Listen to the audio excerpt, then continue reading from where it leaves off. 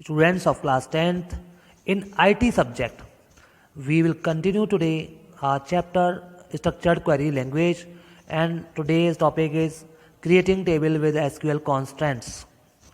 Structured query language में आप constants का यूज़ करना सीखेंगे। कॉन्स्टेंट्स का मतलब उसके अंदर कुछ ऐसे कंडीशन लगा देंगे, रिस्ट्रिक्शंस लगा देंगे जिनके बेसिस पर वो रिकॉर्ड्स की एंट्री आपसे मांगेगा जब आप टेबल क्रिएट करेंगे उस समय।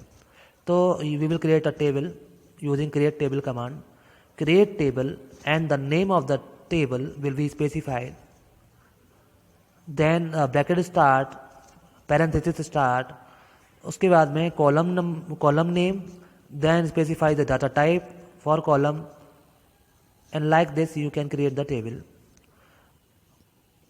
If you are using any constant, आप constant देना चाहते हैं तो constant भी specify करेंगे। एग्जाम्पल के लिए अगर आप कस्टमर टेबल यहाँ पर यूज़ कर रहे हैं, कस्टमर टेबल का use, you are creating customer table जिसके कॉलम है first name, last name, address, city, country and birth rate. So you can create the table customer like this. Specify the field type, data type. First name should be character type, last name character type, address character type, city character, country character, and birth date should be of date type. But while creating tables we may need to apply certain condition. अब हमें certain condition इसके ऊपर apply करनी है columns के ऊपर। This column must not be blank. जैसे कि हम चाहते हैं column blank ना हो, तो आप इसको दे सकते हैं आगे यूनिक दे सकते हैं, नॉट नल दे सकते हैं। एसक्यूएल में इसको कॉन्स्टेंट्स कहा जाता है, जैसे कि not null constant, default constant, unique constant, check, primary key constant और फॉरेन की कॉन्स्टेंट। इन कॉन्स्टेंट को यूज़ करके आप उसके अंदर इंटीग्रिटी मेंटेन कर सकते हैं डाटाबेस के अंदर, और हम कंडीशन इसमें कॉलम के ऊपर अप्लाई कर सकते हैं। That is called constants. Not null constant ensure that a column can not have null values. हम जब चाहते हैं कि किसी कॉलम में नल वैल्यू ना हो तो उसे हम नॉट नल स्पेसिफाई कर देंगे। अगर हम चाहते हैं डिफ़ॉल्ट वैल्यू हो किसी कॉलम की तो हम उसको डिफ़ॉल्ट वैल्यू स्पेसिफाई करेंगे। If you want that all values in a column are different, हम यूनिक चाहते हैं तो यूनिक कॉन्स्टेंट स्पेसिफाई करेंगे।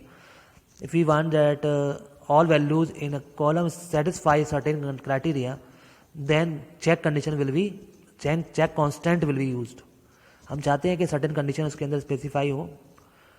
If we want to make any column to be identified uniquely, then we will make it primary key. Foreign key constant is used to ensure referential integrity of data. आप referential integrity को ensure करना चाहते हैं table के अंदर, दो table के अंदर रेफरेंशियल इंटीग्रिटी बनाने के लिए फॉरेन की का यूज़ करते हैं, एज आई एक्सप्लेन्ड अर्लियर। सबसे पहले नॉट नल कॉन्स्टेंट लगा के दिखाता हूँ आपको मैं। By default a column can hold null value. आपको पता है किसी भी कॉलम में नल वैल्यू हम ले सकते हैं बाय डिफ़ॉल्ट, लेकिन हम अगर नॉट नल कॉन्स्टेंट लगा दें तो एक यहाँ पर रिस्ट्रिक्शन लग जाएगा कि हम उसको एम्प्टी नहीं छोड़ सकते, उसके अंदर नल वैल्यू नहीं लगा सकते। फॉर एग्जांपल स्टूडेंट आईडी कभी भी हम नल नहीं छोड़ सकते, तो स्टूडेंट आईडी को हम यहाँ पर नॉट नल स्पेसिफाई करेंगे लाइक दिस कस्टमर टेबल के अंदर। And last name should not be null. तो जब भी आप लास्ट नेम लिखेंगे उसके अंदर कोई ना कोई वैल्यू आपको फिल करनी होगी, और स्टूडेंट आईडी को आप ब्लैंक नहीं छोड़ पाएंगे। डिफ़ॉल्ट कांस्टेंट है इसके बाद में। Default constant provides a default value to a column when the insert into statement is used. जब आप इंसर्ट इनटू स्टेटमेंट में जब आप स्पेसिफाई नहीं करेंगे वैल्यू को तो वो डिफ़ॉल्ट वैल्यू को यहाँ पर फिल कर देगा।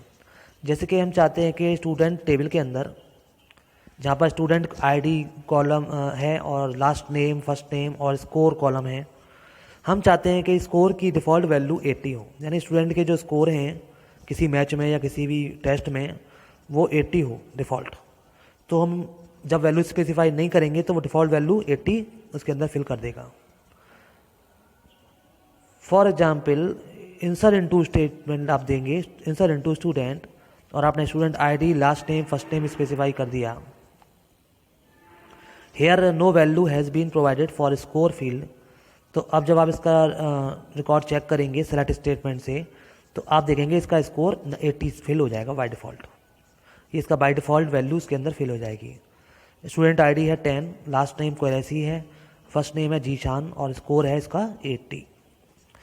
तो ये डिफ़ॉल्ट वैल्यू की वजह से यहाँ पर ये 80 फिल हो गया। इसके बाद में यूनिक कांस्टेंट है। Unique constant ensure that all value in a column are distinct. ये डुप्लीकेसी को यहाँ पर नहीं होने देगा और इसको इंटीग्रिटी को मेंटेन करेगा, रिडंडेंसी को हटा देगा। दो कॉलम में एक साथ एक सी वैल्यू नहीं होगी।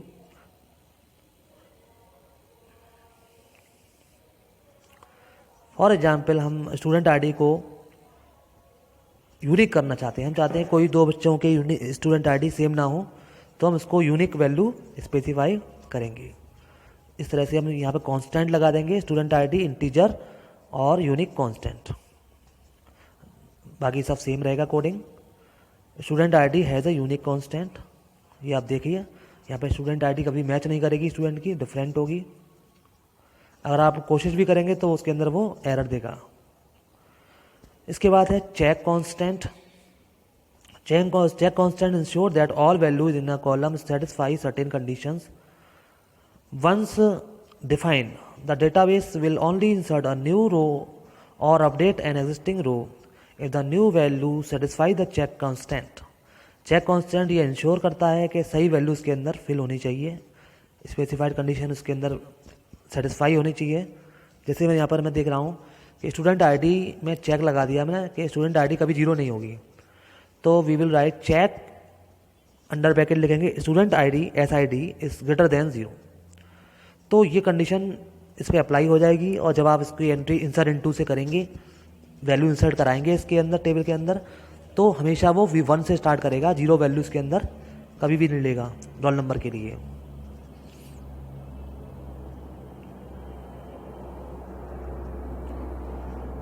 Note that the MySQL does not enforce the check constant, although MySQL syntax allows the definition of check constant.